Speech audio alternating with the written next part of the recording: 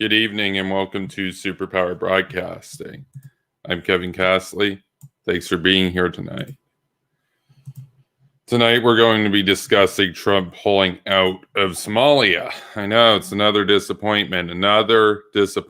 Absolutely. But, we got to talk about it, right? This is the news of the day.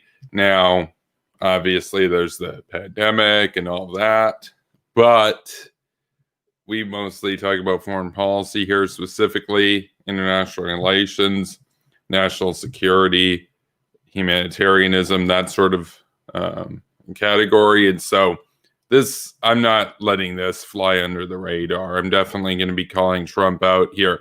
Daniel Boardman was on just the other day, and we gave Trump a lot of credit for his handling of Iran. He's not just Iran, mind you, but specifically the Middle East in terms of galvanizing a coalition against the evil regime in Tehran. And, his administration, they brought together Saudi Arabia, the United Arab Emirates, Bahrain, and Israel. That's kind of remarkable. You got to give Trump a lot of credit for that. You got to give that administration some credit there. And his handling of Iran has been better than we would have expected given his rhetoric when it comes to matters of warfare. However, Somalia, completely disappointing. Completely dropped the ball. Absolute disgrace. And we're going to talk about it. But before we get into it, I want to take a look at the chat. And we have some folks joining us tonight. We got Round and Brown. Where's Reese? We got Arthur. Where's Reese? Hey, look. I sent out Reese an invite. Reese has been pretty busy. We haven't really heard much from Reese in a couple weeks. That's cool. He'll be back. He's just doing his own hawkish thing, getting ghoulish off the grid, W.R. Winter is here. Well, first things first, where's Newcomb Castley, right? Because I hadn't even gone on air yet. We were just, we were live, but I hadn't actually showed up yet.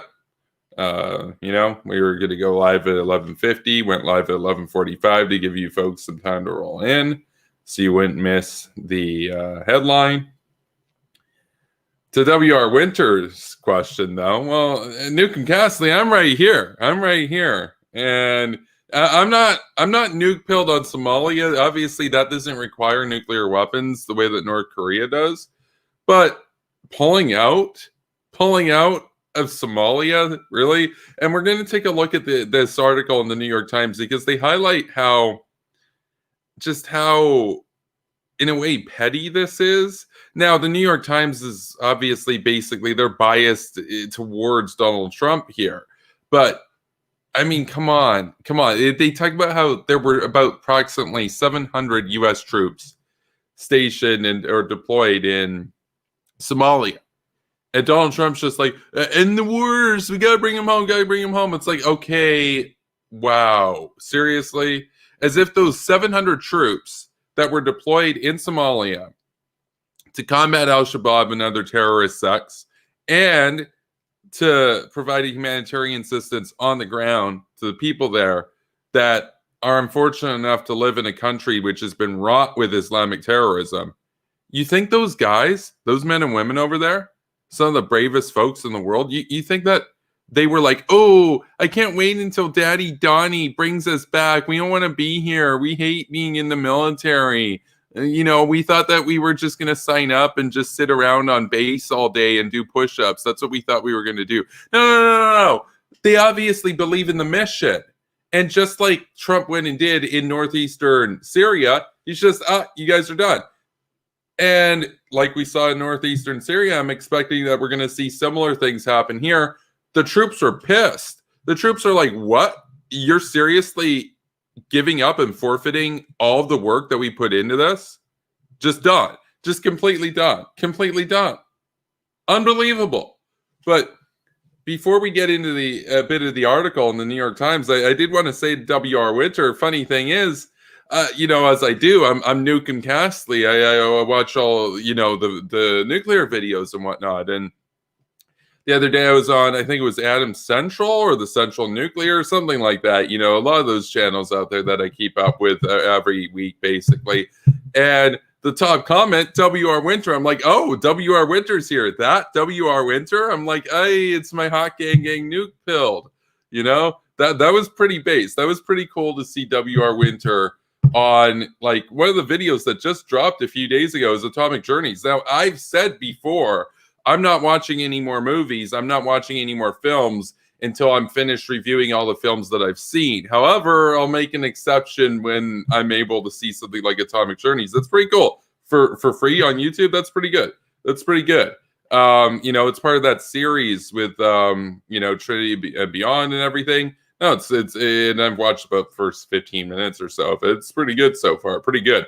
I would definitely like to visit Los Alamos and the actual testing area at some point down the road. Obviously, with the pandemic, it's even impossible right now, even if I had the time to do it. But it would be pretty cool to do a video down there at some point.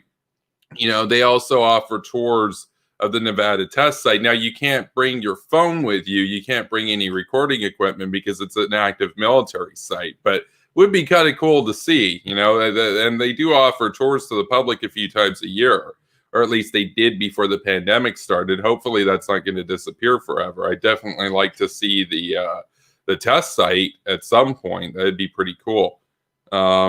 Super boomer broadcastly. Oh yeah, no, I'm boomer as hell, and like I don't care. Like that's the thing is that, you know, I'm a boomer, but I'm a pretty swaggy boomer. So you know, at least there's that.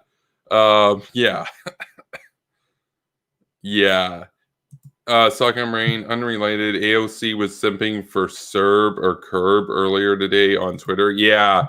Yeah, we've talked about Curb a few times on the program. Obviously, I'm based in Canada. Wyatt's based in Canada. So we have to deal with Trudeau shenanigans firsthand. And it's pretty dismal. And just like they do with the healthcare system and everything, you got Americans that know nothing about Canada praising our system and the absolute sheer corruption of the Trudeau government without knowing any better. Mind you, it's AOC. Do I think that she's malicious or whatnot in that regard? Well, no, I disagree with her on economics, but she's so clueless. She has no idea what's going on here. She already admitted she has no idea about the Middle East and Israel and Palestine. So it's like, okay, but why are you trying to comment on something that you admit that you don't know anything about? My advice to her would be, if you don't really know what's going on in Canada, don't talk about what's going on in Canada. That's what I would say there. Let's see. Nuke Pooter of Cools Inc. says, Wheezy Wee's too busy throwing the ballots. Yeah, no, we got Henry here. He says, never pull out. Yep. Stanley and Trevor, fifth column fling, called on Trump to suspend the Constitution and declare martial law in order to overturn the 2020 election. Hashtag cringe. Didn't actually see that. I'll have to take a look at that. I definitely wanted to talk about Somalia tonight, though, and we're going to. We're going to get to the article. Before we do, just a quick heads up again. We just recently, as of a few days ago, hit the $100 a month Patreon threshold, the first threshold for this channel, for Superpower Broadcasting, my work here. And so with that, as I said, you know, your end of the deal, $100 a month to support the channel. My end of the deal, daily pre-recorded videos. They will begin rolling out Monday. So tune in Monday morning for the first premiere of original Superpower Broadcasting content in a long time. We've been doing these live streams every day throughout the pandemic.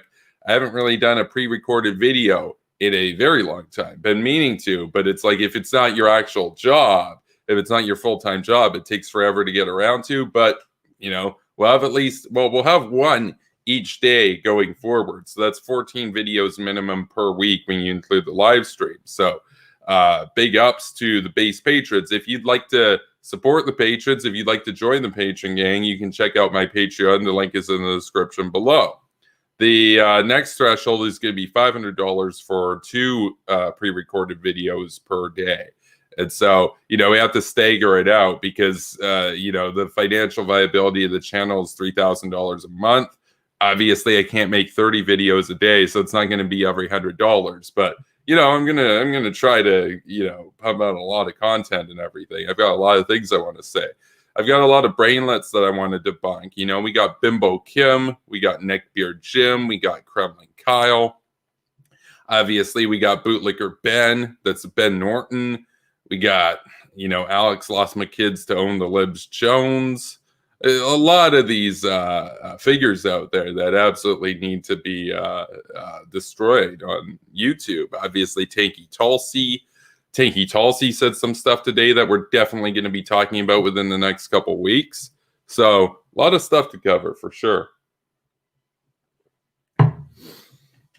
Let's see what else is there here.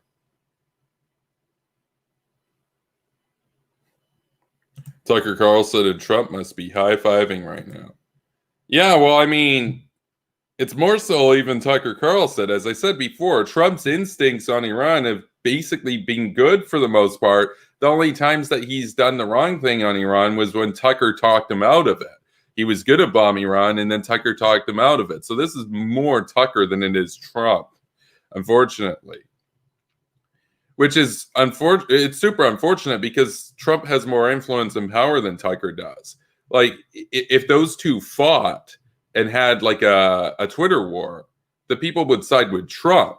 His base would side with Trump. Tucker would be out of a job. I mean, what are the MAGA guys going to side with Tucker over Trump? No, absolutely not. Trump needs to understand that, like, dude, stop getting played by these media figures that want to lure you in directions to achieve their own political aims. Your instinct has been right on Iran, that they're trouble, that they are a menace. It should be dealt with. It's easier to talk him into something like this on Somalia because he doesn't really know anything about Somalia, right? He just knows his base is like, in the wars, we're bad. They basically sound like Michael Moore and Brainlet June, shoe on head, right? So we'll get into the article. So I'm just going to screen share over to the New York Times. Recent piece here.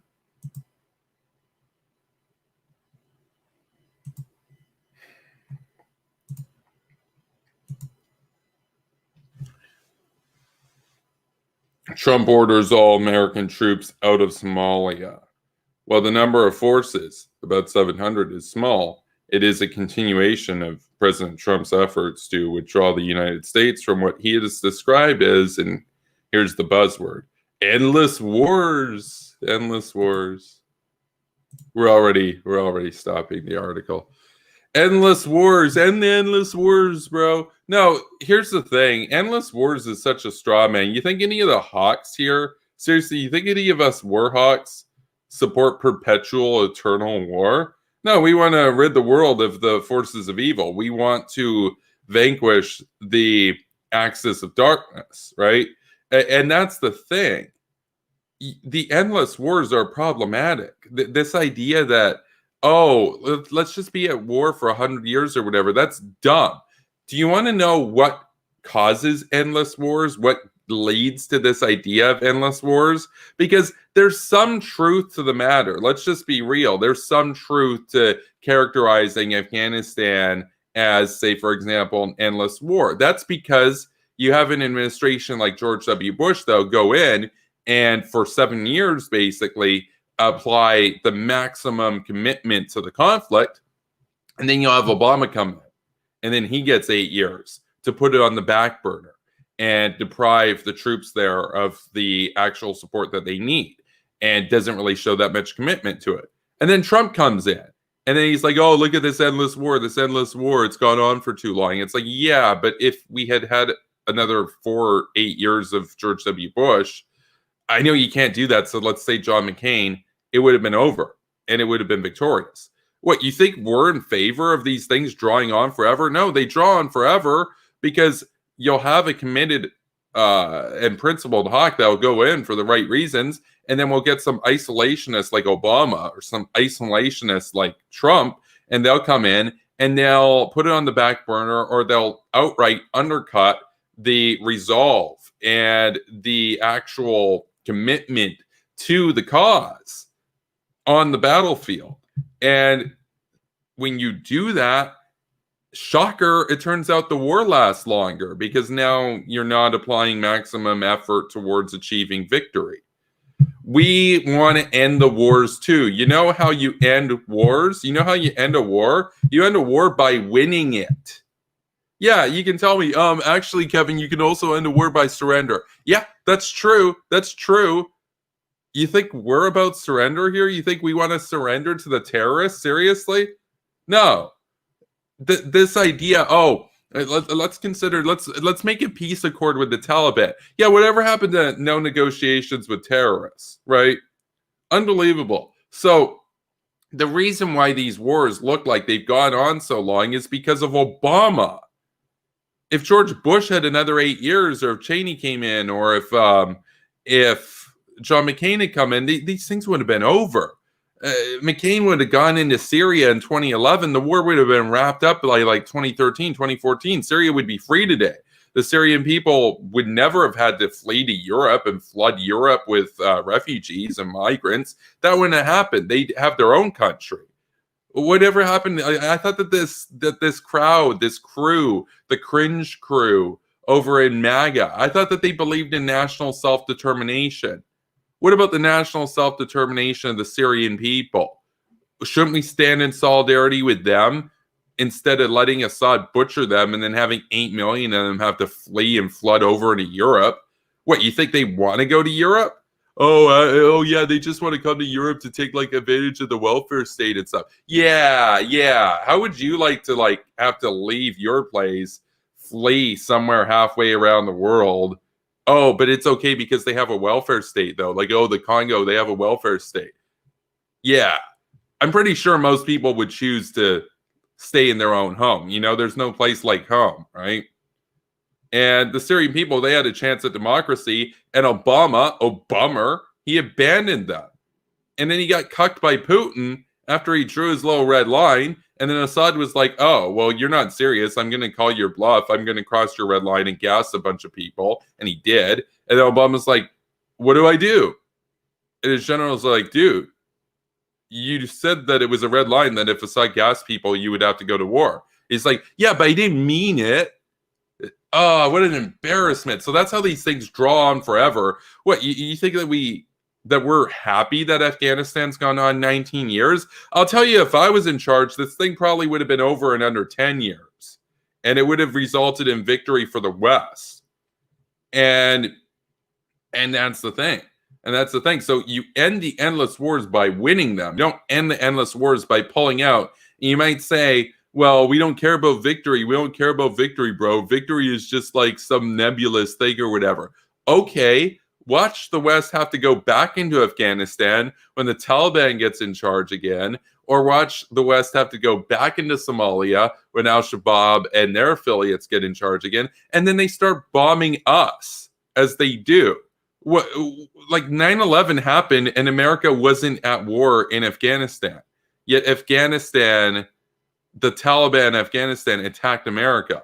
You think that by retreating, you won't have to go back there? You think that they're just going to forget that America exists? They hate America. They want the prize of America. They want to kill Westerners. Sure, they kill a lot of Muslims in the Middle East, but they want to kill us. So we can pull out and we can retreat, but then we're just going to have to go back in. And now you've forfeited all the effort and all the fighting that was hard fought to take territory from them. And now they're back at 100%.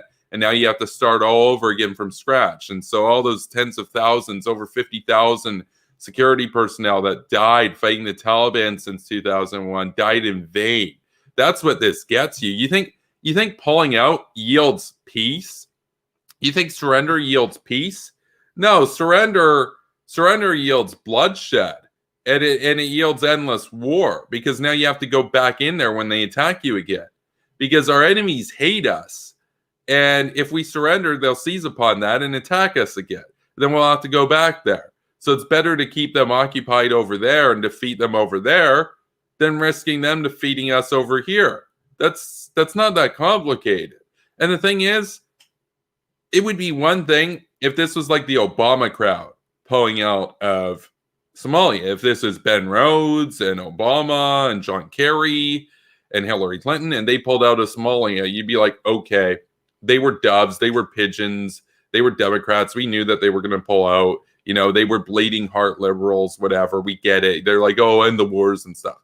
To see this pathetic behavior from a guy who fancies himself to be this strong conservative, this patriot, that's what's really dangerous about that. That's what's really disgusting about this, because he's not like John Kerry, where John Kerry's like, oh yeah, like we're bad and all this kind of stuff. Donald Trump actually tries to project some image of strength, which is hilarious, because where's the strength? The only strength I've seen from him is on Iran. And you can say, well, that's good. Iran's a huge threat, and I hear you, right? But okay, but he's projected absolute weakness and cucking on North Korea and Russia and now Somalia and Afghanistan. There's a reason that John Bolton had to leave the White House. It was because Donald Trump wanted to throw a peace party for them at Camp David in New York right around the anniversary of 9/11. And John Bolton was like, that's the dumbest idea I've ever heard. I want no part in it. This is not happening on my watch. And then very shortly after there, Trump probably threw a temper tantrum, and then Bolton had to leave, basically, right? I mean, now imagine how bad things would have been if Bolton wasn't there for those 17 months or 18 months, I think it was, that Bolton was in the White House. Could have been a lot worse. Trump might have listened to Tucker a lot more. But that really goes to show you how much credit Bolton deserves, because you might say, well, Trump didn't bomb North Korea, he didn't bomb Iran. It's like, yeah, but he might have surrendered to everybody. You don't know. So, but I'll tell you about this. I mean, this is a new thing to see conservatives, to see like the Make America Great Again type people, all those kinds of folks embracing this and cheering this on. Because who came up with Make America Great Again? That was Ronald Reagan. You think Ronald Reagan would have pulled out of Somalia in these circumstances? No. He's the man who defeated the evil empire. He's the man who challenged literally the biggest military force ever mustered in human history, if you include their nuclear arsenal. And he vanquished them. And he didn't even have to fire a bullet to do it, because he was so pilled on defense and so absolutely based when it came to supporting the military that the Soviets, they weren't even able to compete, and they were forced into bankruptcy, essentially. And he was extremely proactive. He of course stationed Pershing IIs right on their border with about an 8-minute flight time to Moscow. And he's like, look, you screw with me, I will turn your capital into a nuclear crater. Don't get me wrong. Like, you know, and you know, that was actual strength, and he was able to defeat the evil empire. And what was his slogan? His slogan was Make America Great Again on the campaign. Donald Trump was like, oh, that's an effective slogan. He copied it, and all of his MAGA guys, you know, Make America Great Again. Except Reagan would not have pulled out of Somalia. Reagan wouldn't be saying all this pigeon crap about war bad and everything that they are. That's why it's really disappointing to see this come out of the conservative movement, because conservatism in America tended to be the home of the hawks, right? And the Democrats, you know, for the last 50 years have by and large not very much been hawkish at all. Bill Clinton got a bit hawkish and obviously ended a genocide over in the Balkans. But, you know, just a recent story out about how he very much regrets now that he did not intervene in Rwanda. And that wouldn't have even required that many troops, maybe a few thousand. And he could have saved 1 million lives, upwards of 1 million lives. And he didn't do it. And he didn't do it. And I'm going to make a video on that at some point. I mean, imagine having that amount of casualties on your conscience. Imagine having the power to save 1 million people and not doing it because we're bad. Just imagine how much that's got to eat up in Bill Clinton's conscience, right? I would hope so. Because if it doesn't, he's a filthy psychopath. I'll tell you that. You know, I got a lot of criticisms of Bill Clinton. But I give him credit at least for intervening in Eastern Europe, and obviously the people of Kosovo, the people of Bosnia, they thank him, right? But I mean, I've talked with people from Kosovo and everything. I mean, they owe a huge debt of gratitude to Bill Clinton.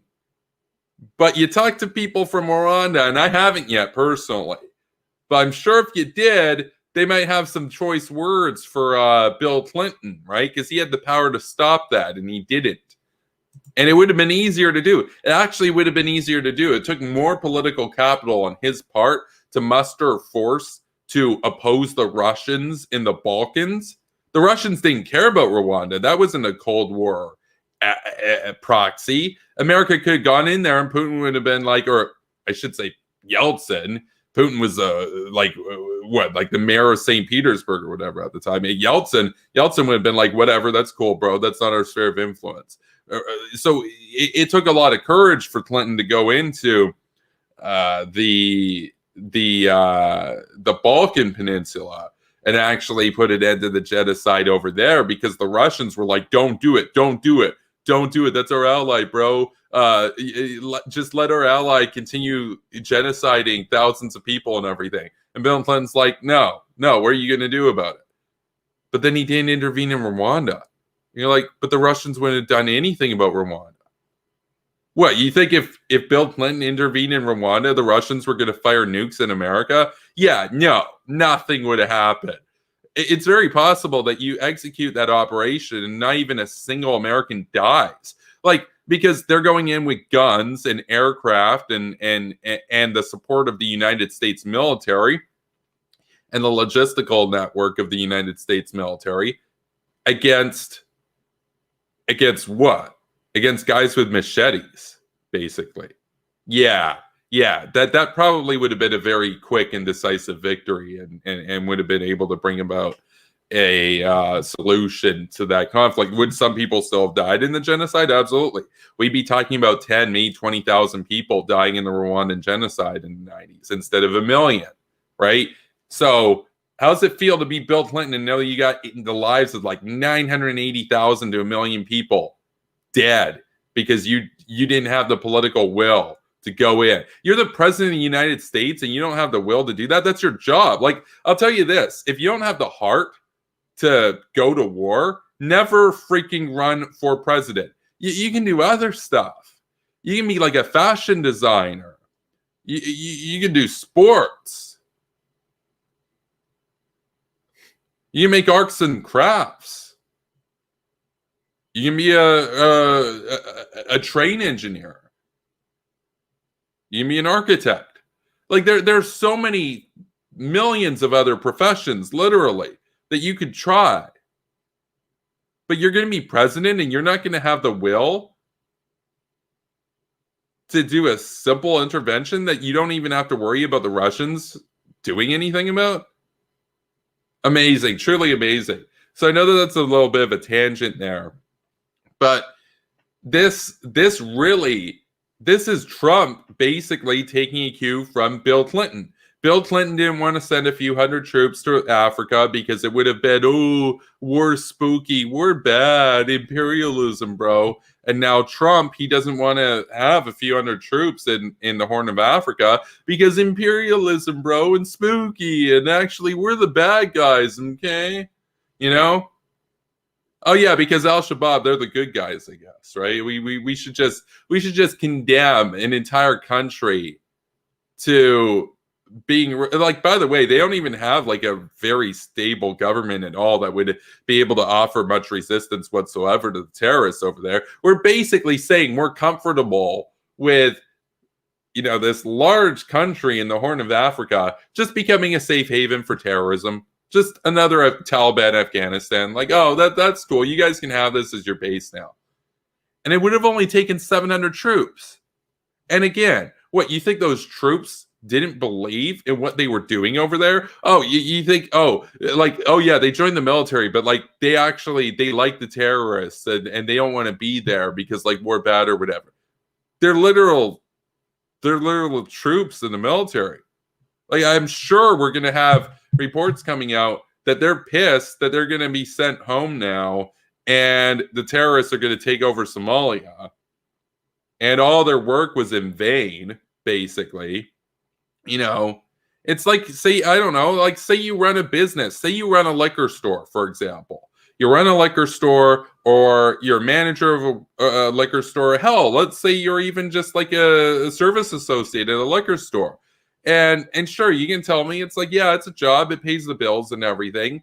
But you know, a lot of people, once you've been doing a job for a little while, even if it's not really a job you like, you still will have some degree of ownership over what you do, and you won't really like it if people try to mess around what you have going. Now imagine all of a sudden you find out that like people broke into your store and they literally smashed every bottle of alcohol in your establishment. And you might say, well, look, you get your paycheck and everything and all that. But it's like, yeah, but you put in a lot of effort into arranging stuff and making stuff look nice and everything, right? And now it's all shattered. And now it's like, oh, what a waste, basically. That's kind of what we're in here. Like, those troops are still going to get paid. But, like, it's not just about a freaking paycheck. That's what these idiots don't understand, is that there's more. There's a higher call out there than just, oh, bring the boys home. It's like, yeah. Have you tried talking with them and seeing if they are actually believe in what they're doing over there? My guess is the vast majority of them believe in the mission. That's just my guess. That's just my guess, bro. But of course, Trump doesn't care about that at all because it looks good for stupid base.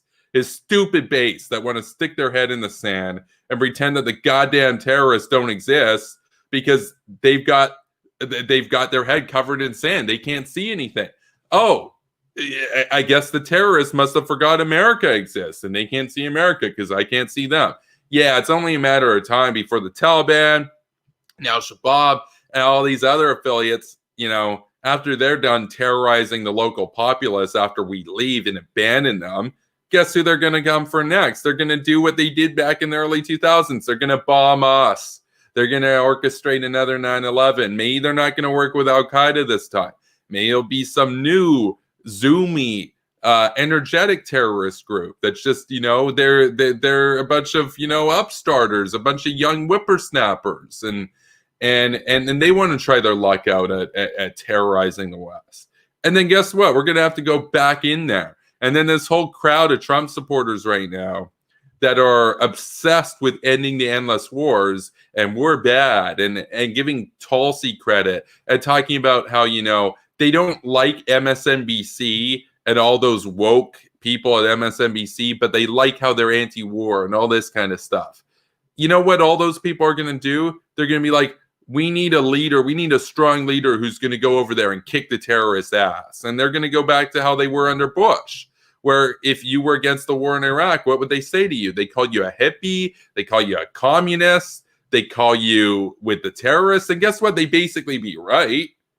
But then they turn into the Trump base. They'll go back to being the Bush base again. And then we'll have a hawk. And it's like, look, that's good. I can't wait for the neocon renaissance. I can't wait for these people to snap out of it and understand and get pilled on national security again. But the problem is, we'll have wasted over a decade of work because you guys wanted to do the orange man fad. You wanted to try out what it would be like to be hippies, conservative hippies, paleocon hippies for a decade. And now you find out, oh, another 9/11 happened, and now you're pissed. Maybe you know somebody who died, or maybe, you know, you actually have some patriotism still left in you, and you understand that that's an attack against your nation. Now you want to hawk again. It's like, okay, good. You know, we'll be there. You know, the Hawks will be there, but we could have avoided all that by just staying over there and finishing the job. That's the point, right? So just unbelievable. The idea that you're going to pull out, and again, it's 700 troops. Like, it's not like it's costing the like America is not going to go bankrupt because of operations in Somalia, right? That's not a thing. It's not like Afghanistan was to the Soviet Union. Afghanistan isn't even like Afghanistan was to the Soviet Union. You know why? Because America is not the Soviet Union. America adds to her GDP the absolute value of what the Soviet economy in total rounded up to in the 1980s, every few years. Every few years, we're talking an economy $20 plus trillion, coming up on $25 trillion a year. The Soviet economy was less than a third of America's economy in the 1980s. And they had a lot more people, too. Don't forget about that. So America is not the Soviet Union. America can afford to be in Iraq. America can afford to be at war in Afghanistan. America can afford to be at war in Iran. America can afford to be at war in North Korea. America can afford to be fighting terrorists in Somalia. That's not a thing where like, oh yeah, you're the biggest superpower in the history of the world, but like you can only do one operation at once, and even that might bankrupt you, bro. Yeah, that's not a thing. That's not going to happen. It's not going to happen. It's not even multitasking per se, because you've got over 1 million people in the armed forces. It's not like it's one guy having to balance everything around, right? So you could say, oh, well, Trump's the commander in chief. It's like, yeah, he has the Joint Chiefs of Staff. He has everybody. He has everybody around there to manage this. And the Pentagon, the staff of the Pentagon to command it. They can do more than one task at once, but you divvy it up amongst tens of thousands of people. So ridiculous. I guess we should get back in the article. I'm not going through the whole article tonight. Tonight's going to be a bit of a shorter stream. We'll also take a look at the chat too, but let's take a look at the article here in the New York Times. So this is by Elaine Cooper. Washington, President Trump pressing his end-of-term troop withdrawals from conflicts around the world will pull American forces out of Somalia, where they've been trying to push back advances by Islamist insurgents in the Horn of Africa. Okay, we're stopping it again. We have to stop it again. I've talked about this before. Trump is a guy who's got a bigger than normal ego. And by the way, if you're even going to have a shot at being president, you have to have a huge ego, right? You're never going to make it if you don't. That's not a bad thing. I'll tell you, I don't want a leader who's got no ego whatsoever. That's bad. That means they're probably not going to be able to make a decisive call, right? That they're always going to be paralyzed by indecision. That's not good. You want a leader with a big ego. Trump's got a bigger than normal ego. Now, what's that going to motivate him to do? He wants a legacy. He wants a lasting legacy. He wants to be remembered in the history books. You think they're going to remember you for pulling out of all these conflicts that the next guy's going to have to go back into? No, that's not a legacy at all. You know what is a legacy? Victory. Victory is a legacy. Did Donald Trump get victory? No, he got surrender. Surrender, yeah, that ain't a legacy you want to have. So let's get back to this. The Pentagon announced on Friday that virtually all of the approximately 700 troops in Somalia, most special operations forces who have been conducting training and counterterrorism missions, will be leaving by January 15th, 5 days before President-elect Joseph R. Biden Jr. is scheduled to be inaugurated. We're stopping it again. Special forces, spec ops, those guys are more elite than your typical infantrymen, right? This idea that like, oh, they're boys, they sign up, but like they don't actually want to be in the military and stuff. Yeah, I'm gonna guess the spec ops crew probably a little bit tougher than that, right? Probably knew what they were getting into. Probably signed up for that, right? I mean, there's a reason Biden's won very well with the military in the last election back in November. I mean, surprising numbers. You'd expect the military to skew very heavily in favor of the Republican. No, Biden did pretty well with the troops. So, I mean, that's it, because Trump has this very condescending sort of attitude where he basically said, like, treats them like as if they're children, as if like they were just forced to do it, and like they don't care about what they're doing and whatnot. They just view it as if they're like a janitor or whatever. It's like, oh yeah, fighting terrorism, literally being on the front lines of the battle between civilization and humanity and the forces of darkness. Oh, it's just like being a janitor. It's just a job that they don't really want to do. Yeah, the special operations guys. Right. No, I'm anticipating the interviews. I'm anticipating stuff leaking about how those that are called back, like, sure, they can't They can't speak out against the president and stuff because that would be, perceived as insubordination or whatever. But we're going to hear stuff. Stuff is going to leak.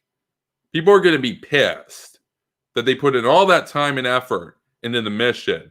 And then the orange man went and abandoned it because he wanted to appeal to a stupid base that isn't even going to be like this in 5 years. After the next big round of terrorist attacks happen against us, after America pulls out of Afghanistan, America pulls out of Somalia, gives these countries back as safe bases for the Taliban and their affiliates to plan and conduct terrorism against America, then all of Trump's base are going to be war hawks again, just like they were under Bush, and they're going to want to kick some terrorist ass.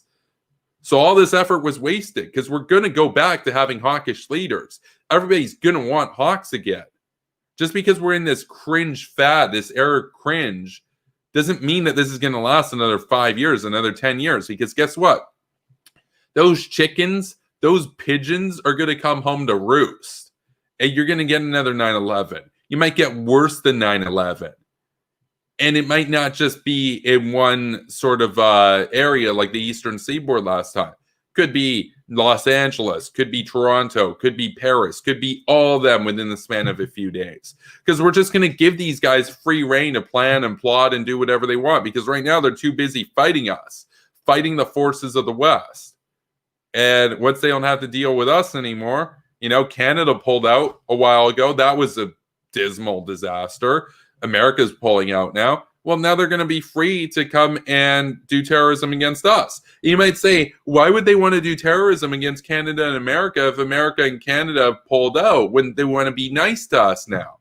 No, they hate us. They hate us to the core of our being. They oppose everything that we stand for. They execute people for listening to music. They are so antithetical to everything in our culture. They want to destroy the Western world. They want to kill all Christians. They want to kill all Jews. They want to kill all atheists. And hell, they want to kill almost all Muslims anyway, that they don't see as being sufficiently radical.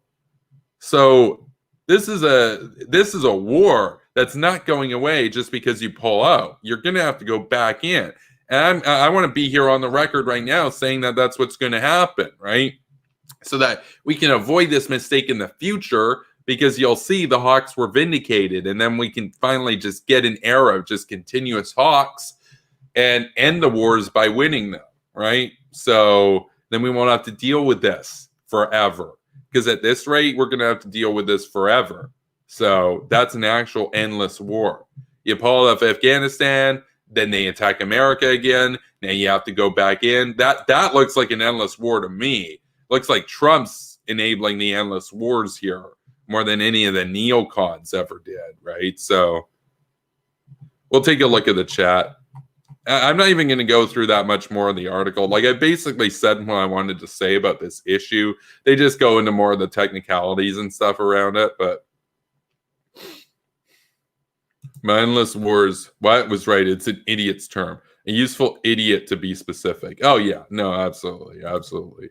It's a meaningless term. It's just like populism. It's like, oh, high taxes. Bernie Sanders wants high taxes. He's a populist. Donald Trump wants low taxes. He's a populist. Populism, it literally means whatever you want it to mean. Ridiculous, nebulous, meaningless. Likewise with the endless wars. Oh, it's been too long, bro. It's like, do we have victory? It's like, no. Then apparently it hasn't. Try harder. So Sockon Brain says, if the establishment refuses to address Pakistan, as the rogue man in me that is, the Afghanistan war will never end. And that's a good point. That is a good point. Okay, that's a good point. We need to work far closer with our friends in India to vanquish Pakistan. And I mean, yeah, Pakistan, the ISI, they prop up the Taliban. So let's keep it real. You're not just going to have to be dealing with the Taliban. They're going to have assistance from Pakistan. Pakistan was harboring bin Laden, for crying out loud. Seriously, think about that. You think these guys want to be buddies with America if America surrenders to them? That they're just going to play nice now? No, they want to destroy America. They hate America. They hate the West. They hate our civilization, right? They hate everybody who doesn't meet their specific religious criteria. So, and in the case of a lot of the Taliban and stuff, ethnic criteria too. So,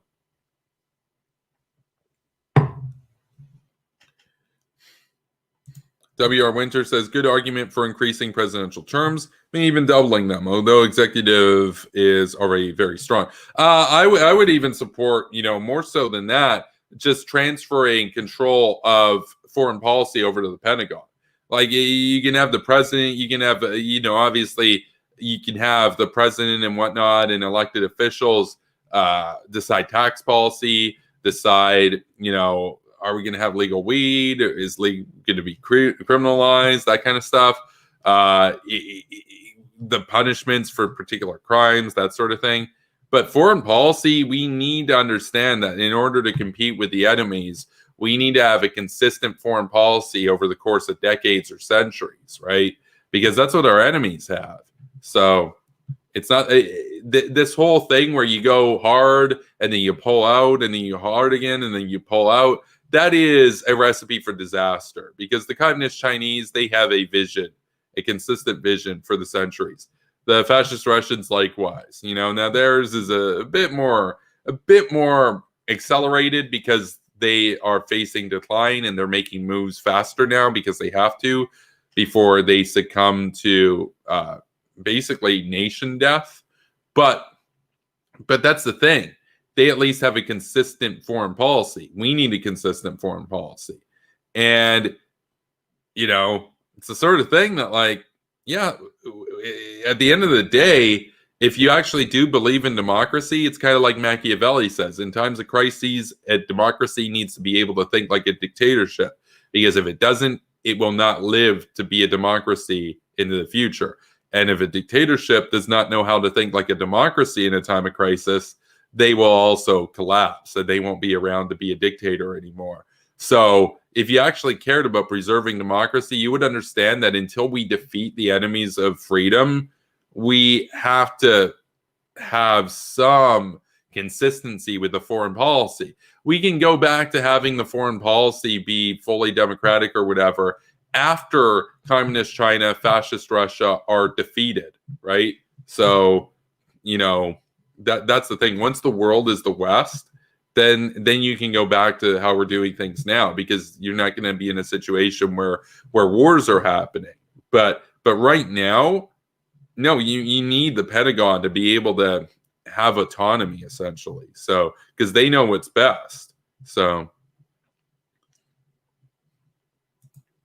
Soggen Brain says there is a very noticeable correlation to Obama's handling of Libya and Syria and the rise of the alt-right.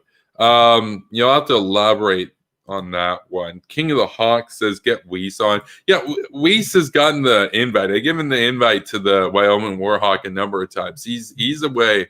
He's away from keyboard. So,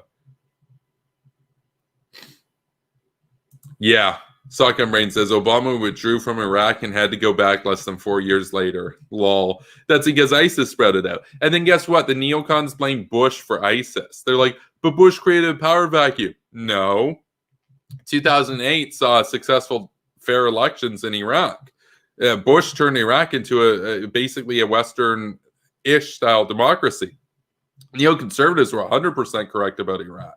It was an overwhelming success. The Iraq War was a complete success. And then Obama pulled out and then created a power vacuum. And then whoop-de-doo, ISIS came in. Oh, shocker. And then we're getting blamed for that? The neocons are getting blamed for that? What neocon wanted to pull out of Iraq in 2011? Are you kidding me? No, I'm telling you, show me one neocon that wanted to pull out of Iraq in 2011. You're not going to find any. You're not going to find any. Obama is to blame for that. Obama is to blame for that. He let Putin invade Europe and didn't do anything about it. He let Assad cross his own red line and then let Putin come in and cuck him. Obama was one of the weakest leaders America's ever had. He was one of the worst presidents America's had in a very long time. I mean, embarrassingly bad.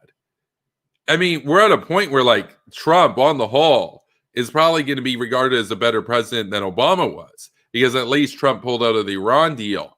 I mean, now North Korea, it's really bad, but let's keep it real. Obama was like, oh, yeah, they're an enemy, but we're not going to do anything about them. Trump's like, oh, they're awesome, so we're not going to do anything about them. It's like, okay, that doesn't make Obama really better, because the substance is the same. No, I'm pretty convinced. I mean, at least Trump was better on Iran. They both sucked on North Korea. I'm pretty convinced that historians will probably regard Trump's term as better than Obama's 2 terms. But it's these withdrawals that are just pathetic. Now, Obama did them too. He did this. He did this on a massive scale in Iraq, and he drew down troops in Afghanistan. And the surge worked, by the way. The lesson from these wars was that the surge worked. McCain was right. Bush was right. All these guys were right. The surge reduced the insurgency because now you actually clamp down on any opposition.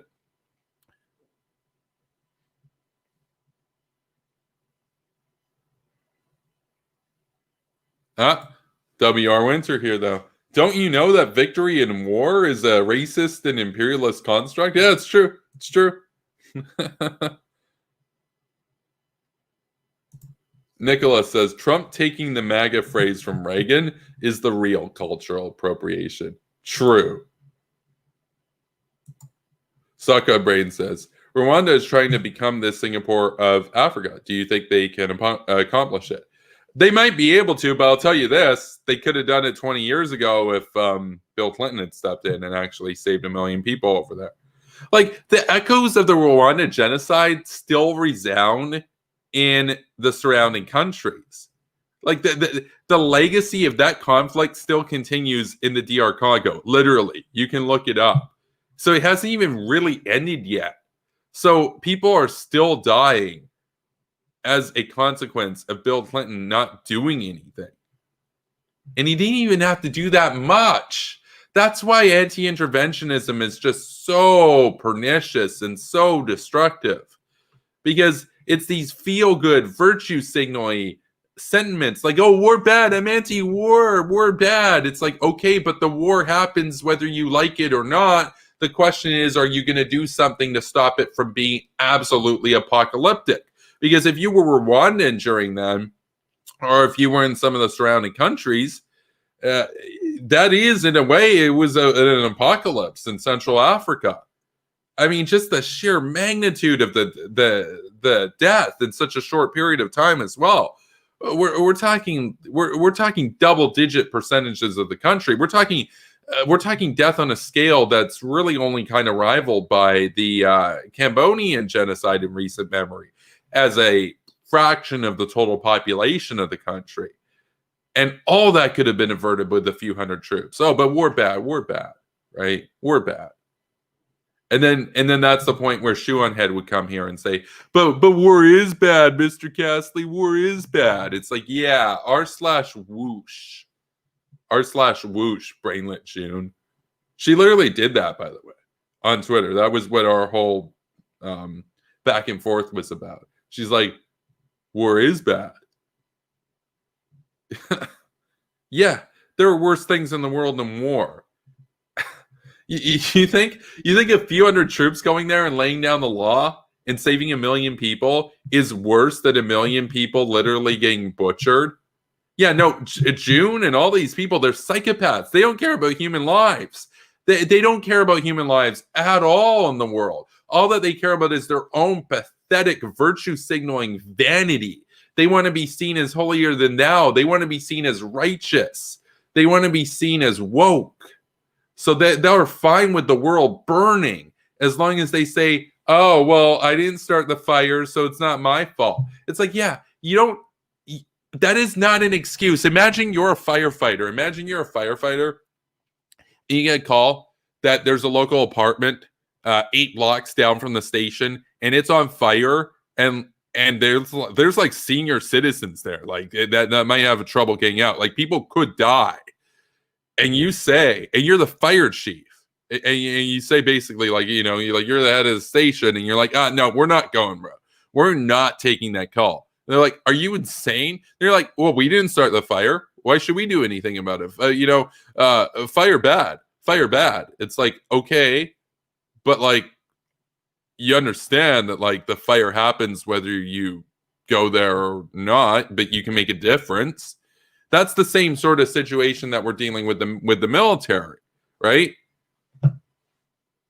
And then we have people like Trump and Obama and Bill Clinton that just they don't get it. They don't get it. Bush got it. Bush got it. Reagan got it. McCain got it. You know, Truman got it back in the day. It's not like it was only ever Republicans. Obviously, the Democrats had some really cool hawks too. You know, I'm a big fan of Truman. And hell, like I said before, I give Clinton credit on expanding NATO and countering the Russians in Yugoslavia. That's why it's even more disappointing that it would have taken barely any political will whatsoever to go into Rwanda, and he couldn't do it. He couldn't do it.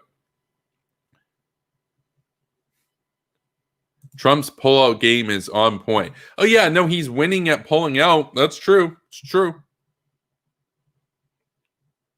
Like nobody ever pulled out like Trump pulls out. So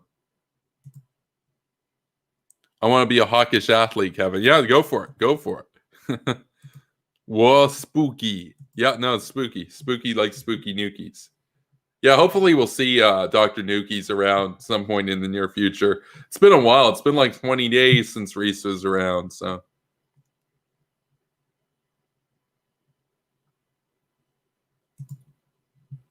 Sock on Brain says, got 5 people watching on Twitch.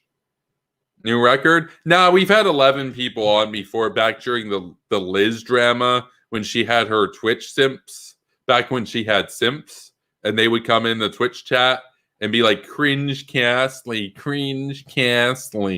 and like post Pepe's and whatever, that kind of stuff. It was super cringy. Anyway, got some random account here, says, he doesn't even read chat. Hey, dude. Everybody who watches this show understands that I've got more thoughts than just reading whatever the chat says in real time. I take breaks to go on monologues to make my point, and then I'll catch up on what the chat has to say. I'm about 20 minutes behind right now. You know what? That's how we do it here. That's how it has to be done, because I'm not the kind of guy who's just going to say a 3-liner sentence and then move on because I want to keep up with the chat. I deal in nuance. I talk about complicated issues, and those that subscribe and watch this channel, they're here for that, right? So, and if you're not here for that, you can go and watch Kyle Kulinski or something, right? So, Sock on Brain says, the communists are taking over. Isn't Bolsonaro like the complete opposite of communist? No, I'm not going to get into Brazil tonight. I'd need to look more into that. So.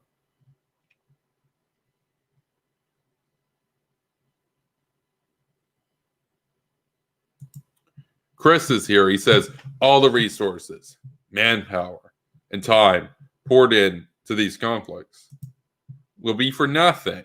And we will be back, or we will be on the back foot once again. Oh, yeah, we'll have to go back in there, of course, because the terrorists aren't going away. You don't win the global war on terrorism by surrendering, right? Because that war happens. That war happens whether you say war bad or war good, right? So, because the terrorists, you know, they hate us and they need to be vanquished. They're not going away by surrendering. They're not going to play nice. It's not really in their nature to do that, you know.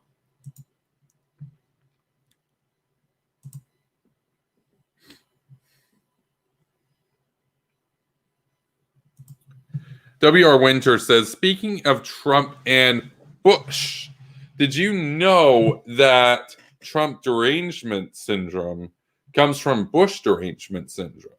I discovered that this past week and felt like a moron for not knowing. That's interesting. I did not know that. W.R. Winter says, originally coined by Charles Krauthammer in 2003. Rip. Yeah, well, there you go.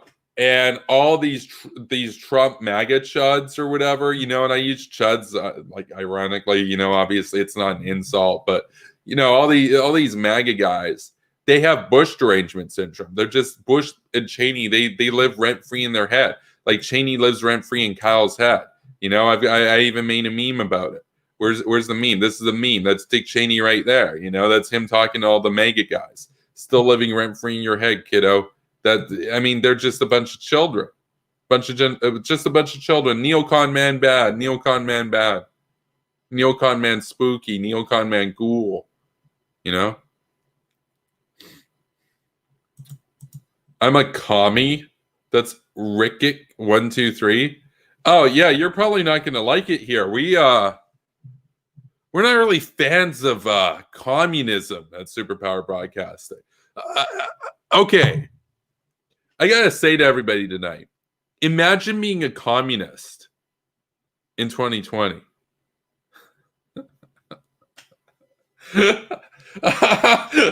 Okay. No. You don't understand, guys. I know that that we've tried this like 63 times before, and it always ends in genocide and starvation and terror. But like, if you just give me all the power, we can have true communism, and it'll be utopia. Just give me the power, comrades. I promise. That's basically what communism in 2020 is like. That's what communism in like 1980 was like. By 1945 it was obvious. By 1928 it should have been obvious that that's how it was going to go. I mean, maybe you give the benefit of the doubt to Zinoviev and Kamenev and Bukharin, and you say, hey man, they didn't really know better. It's like, okay, well, they still paved the road to hell, and I don't lose any sleep over them getting shot by Stalin, because they took 60 million Russians down into the grave with them by bringing him to power, but at least you say, well, you give communism a try, 60 million people die, we learn our lesson. No. We still unironically have communists today. We have communists that are young enough to use Twitch. And they look at that and they're like, oh, sign me up. Let's do it again. Let's try it again. Maybe it'll be different this time. That's insanity, literally. So let's continue with the chat. Amazing. Truly amazing stuff. Yeah, Nicholas is right. You put a man without an ego in the presidency, you get Jimmy Carter. And what did Jimmy Carter do? Well, Jimmy Carter, he made a friend. We're actually going to take a look at one of the friends he made. A swell guy, a cozy guy, swaggy guy. We'll take a look at this. I'm just going to download the clip quickly.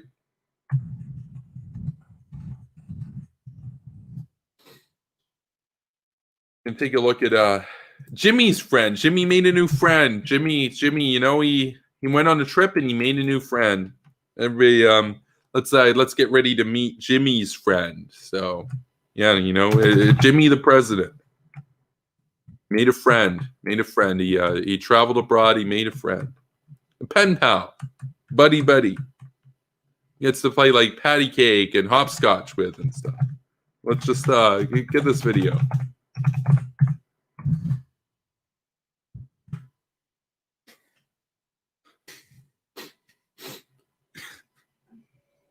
Imagine unironically being a Jimmy Carter fan, by the way.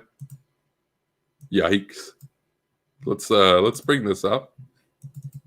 So yeah, as I was saying, Jimmy made a friend. President Jimmy made a friend. He went over, did a little trip, and he met somebody. He had a very special friendship. So let's take a look. The president was the greatest of great men, whose uncommon personality, outstanding intelligence, and boundless tolerance moved and fascinated every visitor.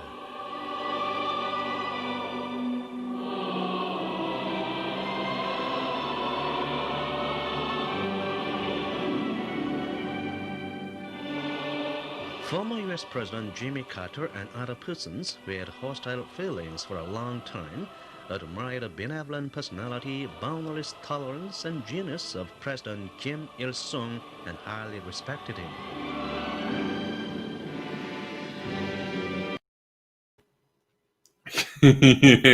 Now, when I listened to that for the first time, I wasn't even actually watching the video. I was like, oh, that's obvious North Korean propaganda.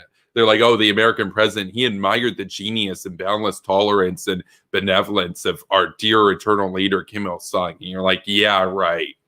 But then you actually watch the footage. You tell me that propagandist narrator was lying. Because he's a propagandist. That's his job. But he was telling the truth there. He was straight up. He wasn't lying. He wasn't lying. Jimmy, 100%. He was here for it. He was here for the Kim regime. Oh, you got gulags? You got a swaggy yacht? You got a swag palace? Oh, dude, let's make peace. Give peace a chance, bro. Oh, why would we have to go to war? Your yacht is so cool. What are you, a billionaire or something? That's awesome. So Jimmy, he made a friend. He made a friend. I was gonna say Jimmy Dore. No, Jimmy Carter. They're the same dude, basically. No, Jimmy was a disgrace. Jimmy was a complete disappointment. Jimmy was a stain on America's history. Jimmy was a perfect illustration of what not to do when you're president. I know a ton of people out there on Twitter unironically refer to Trump as the worst president in American history. Almost all of them couldn't even name every president in U.S. history, never mind list their failures and accomplishments. So they don't get an opinion on that. But you want to talk about a candidate for the worst president in U.S. history? Like, Trump is even the worst president of the last two presidents. So, not worst president in history, but you want to talk about possibly one of the worst in history. Now, I'm not saying Jimmy was the worst. I'm just saying Jimmy was worse than Trump. And you all know that. It doesn't matter if you're a Republican or a Democrat. It doesn't matter if you're a liberal or conservative. It does matter if you're a hawk or a pigeon. That might change your mind a little bit. But for everybody else, liberal hawk, conservative hawk doesn't matter. Republican, Democrat does not matter. We can all recognize that Jimmy Carter, he was a disgrace. He was just on the whole, just absolutely dismal. Absolutely dismal. And the water carrying that he did for North Korea, here's the thing about Trump. After Trump's out of office, I don't think Trump's going to keep up a friendship with Kim. He's just going to be too busy with his reality TV shows and trying to make money and coming up with his new scam. And maybe he'll have a new Trump business, like Trump Internet. And it'll actually kind of suck, but it'll be overpriced. And it'll be it's premium internet. It's rich internet, the softest internet, the most gold internet, premium internet. And it's it's $895 a month for Trump internet. And it's the highest speed. It's no, actually it's not the highest speed, but it's the softest speed and the softest towels and stuff and the greatest. It's the greatest. And Trump will be believe me, I know internet. It's my favorite internet. Trump internet is the greatest internet. That's what he's going to do. Whereas Jimmy spent decades after leaving the White House carrying water for North Korea. That was his calling in life. Trump, now once he's done with the White House, he's just going to go and move on and do other stuff and be a reality TV guy. Jimmy, on the other hand, no, he really did fall in love with Kim. You watch that clip, and they say, he admired, he originally harbored harsh feelings for the dear President Kim Il-sung. But then he grew to love and admire his boundless tolerance and genius of Kim Il-sung. And you're no, but 100%, that narrator's not making that up. That's not North Korean propaganda. 100% that actually happened. Jimmy Carter actually came to admire Kim Il-sung. That's not the North Koreans being hyperbolic as they always do. That's not them talking over the top in their grandiose and boisterous way as they always do. No. That was the North Koreans keeping it real with us. 100%. They straight up, that dude was real. He's straight up, no, 100%, I'm keeping it real with you, homie.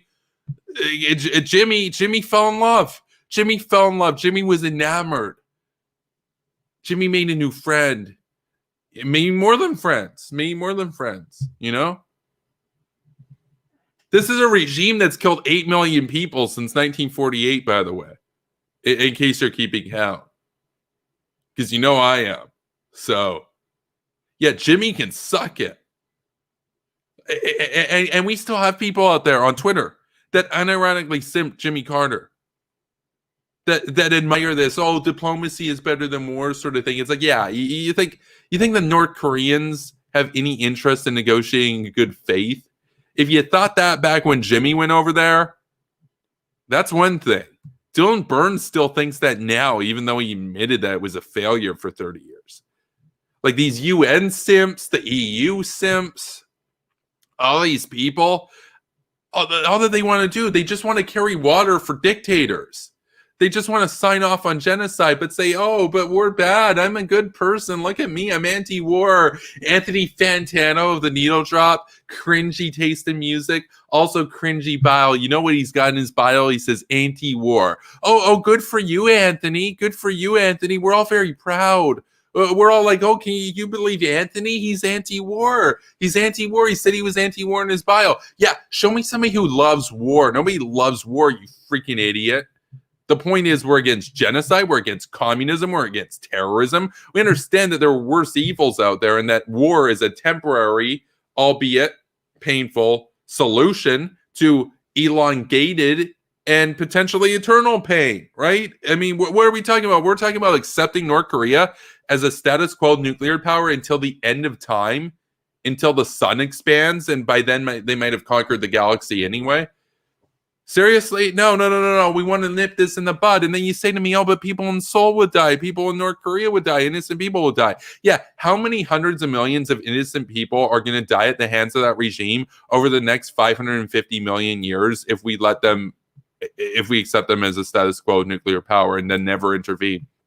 So, bro, they got hydrogen bombs now. We could have done something. We should have gone to war before they got nukes. And then we have people like John Bolton and stuff that were saying, hey, we should go to war before they get nukes back in the day. And they're like, no, that's warmongering. Give peace a chance, bro. No. I'm going to have to do a video on that at some point. I absolutely despise that. I absolutely detest this attitude of, they have nukes. It's too late. Oh, okay. Let's apply that logic to Iran. So you're saying that we can go to war before they get nukes, but after they get nukes, it's too late. And they're like, yeah, so you can't go to war with North Korea. It's too late, bro. Okay, what about Iran? They don't have nukes yet, but they're close. Should we go to war to stop them? No. That would be war. You can't do that. Try diplomacy, bro. It's like, okay, we tried diplomacy again. And it's like, surprise, now they have nukes. Oh, now you can't go to war with them because they have nukes. They have like a 1 kiloton atomic bomb. So like you can't go to war with them, bro, because like it's nuclear, bro. Yeah. Pretty sure America would win a war with a country like North Korea with 60 weak-ass sub-fusion nukes. Seriously. Oh, but you can't win a nuclear war, man. Nuclear war is unwinnable. Yeah, 8,000 versus 60. Unwinnable, bro. Yeah, no, spare me. Spare me your commentary on nuclear warfare. Obviously, you haven't considered it very much, so... Now, W.R. Winter apparently has. I see W.R. Winters on the nuclear channels. That's cool. I mean, a lot of people are missing out. I mean, that footage we have of those tests from back in the 50s and 60s, I'll tell you what, people are still going to be watching those in 500,000 years. You might say, yeah, it's grainy footage and stuff, but it's like, think about it. If we don't do any more nuclear testing for another 500,000 years, because people are like, oh, we have a moratorium and stuff, and we're done with nukes and stuff now. The only way that you're ever going to see what these things look like is watching these videos from like 1962 or 1953 and stuff. That might be it. So, I mean, that's the kind of stuff that, like, sure, those guys were driving around in old cars that, some of them had a fully mechanical transmission, not just like, and then not just like a stick shift or whatever, but like not even hydraulic support. Really old. Like a lot of them learned how to drive on like a Model A and stuff, and yet there they were playing around with stuff that's still going to fascinate people in 500,000 years. The sheer power of it. So think about that. No, you guys are missing out if you haven't checked out the nuclear footage, right? Like I've seen at this point basically all the shots that are out there that you can see publicly. Hundreds of nuclear tests. America did over 200 atmospheric tests, right? The Soviet Union did a few hundred as well. So, they had about 700 nuclear tests. A lot of them weren't recorded, though, unfortunately, or at least we don't have access to them. Though they did recently declassify the Tsar footage, if you want to go and take a look at that. If you're thinking like, oh, I've seen it, it's like a 2-minute video of like a few different clips. No. It's a 45-minute documentary Rosatom had classified it for the 75th anniversary of the Russian nuclear program back in, I believe it was August. And we watched some of those clips on the channel here. Really amazing stuff. You're like, you watch this thing going off in the distance and you're like, oh, it's pretty big. And then you're like, you read the translation and you're like, oh, they're 200 kilometers away. Oh, yeah, that's really big, you know? Yeah. No, they're really powerful stuff. Really powerful stuff.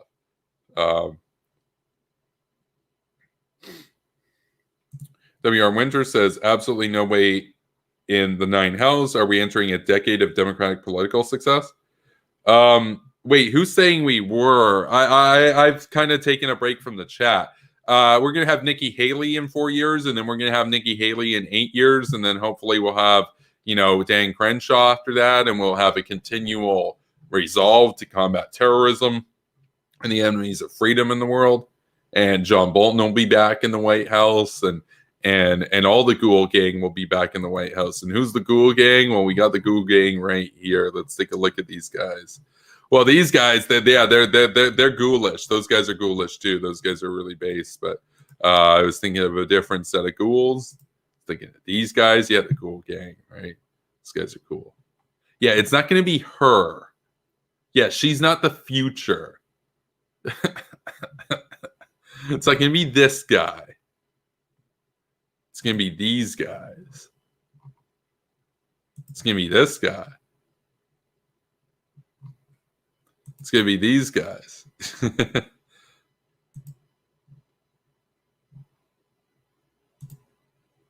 By the way, if the commie's still sticking around over on Twitch, this is my message for you, dude.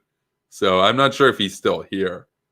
But just imagine unironically being a communist and using Twitch. Like, the internet's banned in every communist regime. Like, basically every communist regime.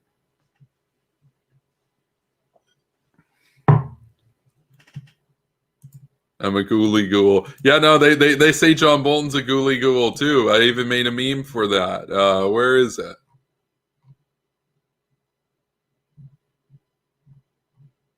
There's the one right there. They say he's a ghouly ghoul. Like, every time one of these brainlets on Twitter says, like, oh, yeah, like, she's a ghoul. Like, they were calling Kamala Harris a ghoul, an imperialist or whatever. It's like, that word is such a meme. Like, I can't see anybody use that word, even if they're dead serious about it. I can't see it and not laugh. It's so goofy. Like, look at this ghoul. Like, okay. Dramatic much? Ghouly ghoul. Yeah, absolutely. Jimmy Neutron greater than Jimmy Carter. Oh, no, absolutely. Jimmy Neutron was nuke pilled, by the way. Jimmy Carter, not so much. Not so much. So, you hate to see it. Bill Maher's a pitch for Jimmy Carter. Yeah, Bill Maher. I'm not sure if you were around King of the Hawk. I was streaming a few days ago, and I absolutely went off on Bill Maher. And I am not a fan of Bill Maher.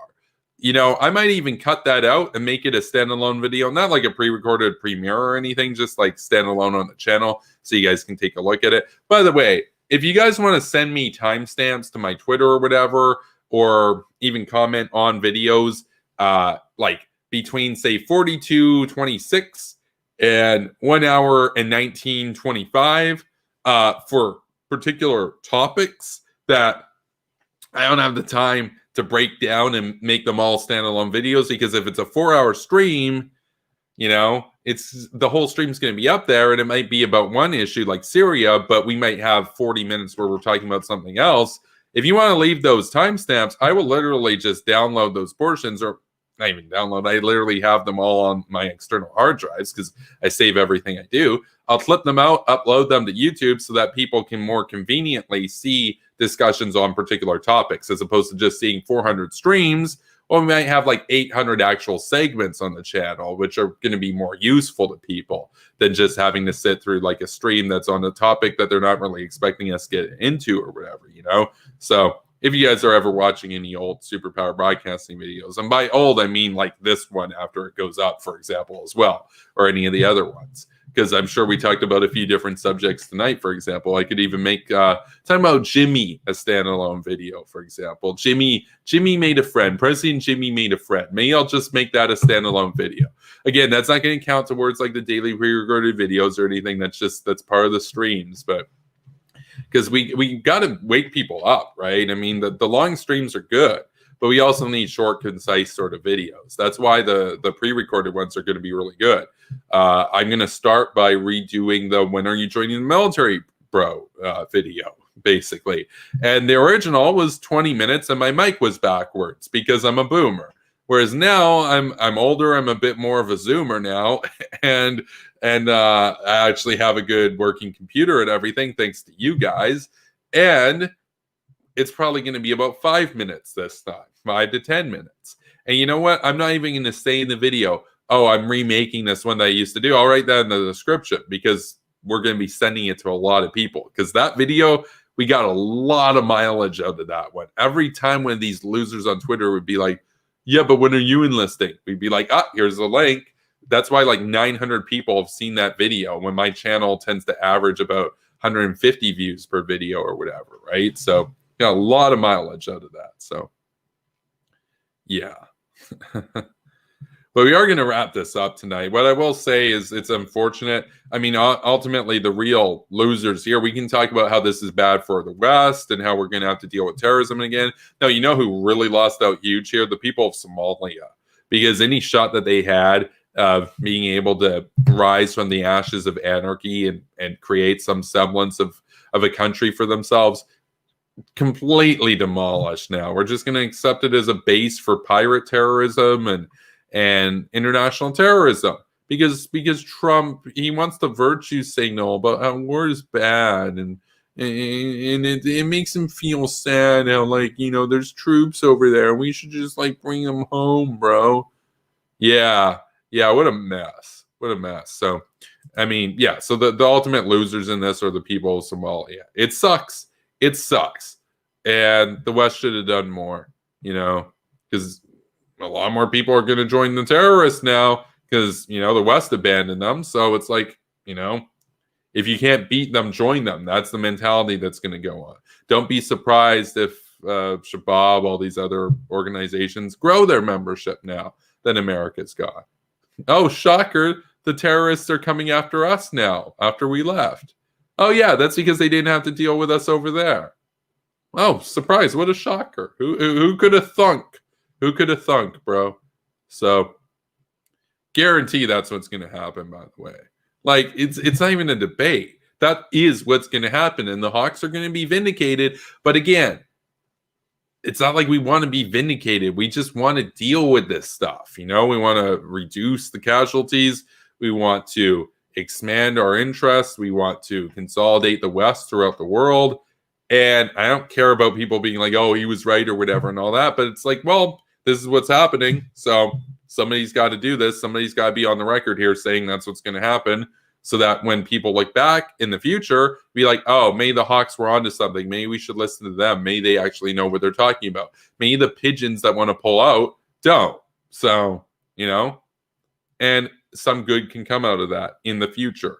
And we can avoid repeats of this. Even though we should have also learned from Obama, and Trump's just repeating Obama here with that. But whatever. I thought Trump wanted to be different than Obama. I thought he wanted to do the opposite of Obama. Apparently not. Apparently he wants to pull out just like Obama. So, do want to say thank you for being here tonight, everybody. You guys are cool. And be sure to like this video. Subscribe to Superpower Broadcasting if you haven't done so yet. I do daily streams. And starting Monday, daily pre-recorded videos, 14 videos a week at a minimum. So you definitely want to make sure you're subscribed to this channel. Additionally, you can follow me over on Twitch. Links in the description below. You can also check out Facebook, Superpower Broadcasting. As well, if you want to support what I do and you want to join the base patrons that made it so that we're doubling the content, you can sign up over on patreon.com/Superpower Broadcasting. And you know, even if you can only pledge $1 a month, we're doing 60 videos a month That's a little over 1 cent per video in terms of your contribution if you pledge $1. Not a bad deal. Not a bad deal if you think about it. So, and I look forward to seeing more of you joining the Patreon gang down the road if you guys have the means to do so. Additionally, if you can't make monthly pledges, you can feel free to send me a tip over on PayPal.